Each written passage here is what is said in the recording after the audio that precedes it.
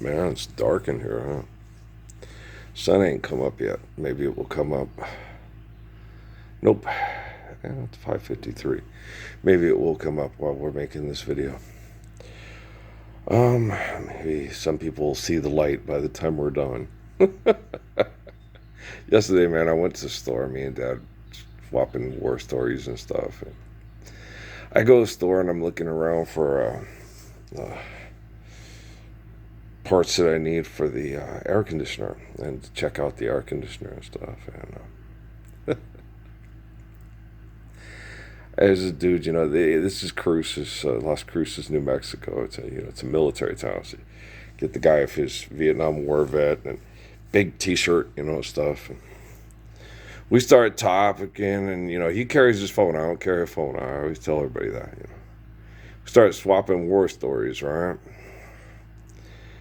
And I tell him my war stories. He starts telling me his. And as typical, my war stories are like, it's gonna be nice when we stop doing all this stuff, killing poor people for the rich people, status quo, right? And he says, we talked about service. I said, nah, man, my service is, basically, I came back and cared for my mom who had terminal cancer, and I took care of my kid and paid child support, and then have the authorities coming, so, I don't buy into a lot of the bullshit. I told him, I said, when I was in the military, all I was a mercenary for a bunch of rich people to kill poor people to maintain the status quo.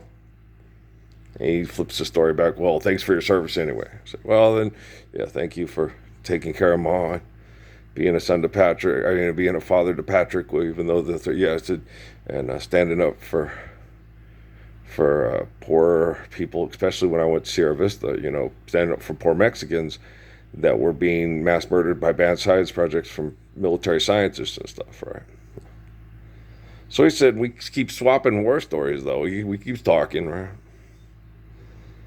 And he tells me that, I was with this guy that was 6'6", and I had my antenna stuck up, and I was calling in the coordinates, right, to drop napalm on people and stuff. And I'm like, wow, that sounds horrible. I hate to have to think about that, doing that. So then I tell him the story about my marksmanship and my outrunning people. Okay. I told him, how the guy hit my helmet with the thing, and then one guy goes shoot. Said, I thought, if it was, instead of being 100 yards, it was the equivalent of 450 yards. And I shot it at a 45-degree angle, and I blow the balls off a bull, at 450 yards with an M16, at 22 years old. And then in basic training, there was a guy who was one of the fastest guys in the state of Texas, but he wasn't intelligent enough to get a college scholarship. And he didn't even finish second. I think it was Andy Hydro to me in the confidence course, and I was 45 seconds ahead of everybody, He rolls his eyes at me, snorks at me, he goes, you shot from somebody from 1.25 miles away? And I go, yeah. I walked and talked to another guy about it and said, when you talk to people about things, they don't listen, and they get, stuff and everything like that.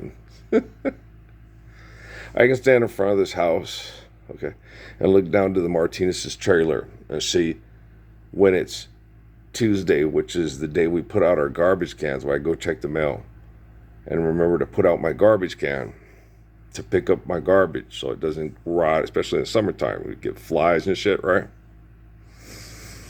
And I could get a high-power rifle out of my father's gun safe, and I could line that gun up to the Martinez's garbage can and blow holes all through the Mesilla Valley disposal and the phone number. Pow, pow, pow, pow. I'm pretty sure I still could, and I'm going to be 58 in July. I think my dad could, and he's going to be 88. He's already 88. Okay?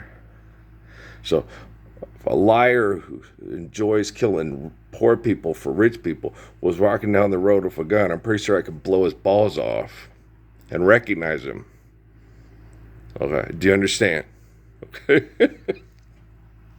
I tell her, man, too. Like I told that one kid, and I told the guy at at the thing, do you always run around having random conversations with strangers and stuff like that? I said, no, this is Las Cruces, New Mexico. I don't have random conversations with anybody. All my conversations are monitored at Fort Bliss, White Sands Missile Range, and Holloman Air Force Base. And if you don't believe that, fuck, It's one time when I was basic training, there's this guy from Idaho named Marty Bodicher, right? And to pass the time, I was telling stories to the guys about when I worked at Circles Records, which is a Billboard affiliate, right? And all the people that would meet at in-store signings. I told them about meeting Natalie Cole and Run DMC and Giorgio, that one of Giorgio, when I said, good thing this, I thought I was fired. Good thing this in-store sucked now, because we all get, and his manager was standing right there, and I thought I was fired, and Tom calls me in there, I think, oh shit, I'm fired, and Tom tells me, that was, his manager was excited about that, because he said that's the best thing that could have happened to him when he walked out of the bathroom when you said that, because he was drunk and high, and the in-store did suck because he showed up late. And I'm like, oh, Tina Cherry. And so, I was sitting there telling these stories to entertain the troops, right? And Marty Bodiger sits there and goes, Parsons, we had a kid in Idaho like you. I said, Marty, where's the nice tits and big ass and nice tits on you? I ain't gonna, first of all, I don't lie to impress chicks to get pussy. Why would I lie to impress you? I'm just telling the guys some stories to pass the time, because this is hell and it's stupid. And like I told everybody at the end of basic training, when I sat there and enjoyed my time, not because of the training, but because of the decent individuals I met, having to be in the same predicament that I was in. I looked around and I told Henry and Hilario and some of the other guys, I sat there and said, guys, I never thought this, but I'm going to miss this place because I'm going to miss you guys. And that's about it. Just miss Henry and Hilario and the other dudes I met, and Reed Sakaguchi and Ted Heap and Jesse and so there was a lot of good guys, funny, Coughlin and Jim Hart, and there's lots of really funny good guys, right? And I sat there and I said, most people that get treated the way we get treated have to break the law and be complete assholes. Our only crime was being poor. And oh my God, it's literacy, the only thing that makes money. A slave driver, your tables a turn, catch a fire, it's time to get burned. But before you go, I also worked with a guy at GameStop who was a complete asshole in Santa Fe. His name was Ron Artis, and he was a reservist, and he used to play all these sniper games and stuff. And he sat there and he hired me, and then he told these war stories, and he was younger than I was. He told about being a sniper in the Falklands, and I never told it. Well, I think I did after he fired me for ripping off money and then trying to blame it on me, on the company, and then got fired later after, as I talked to one of the kids that I used to work with. But I told him, I think, next time you swap war stories, you might want to not say you were on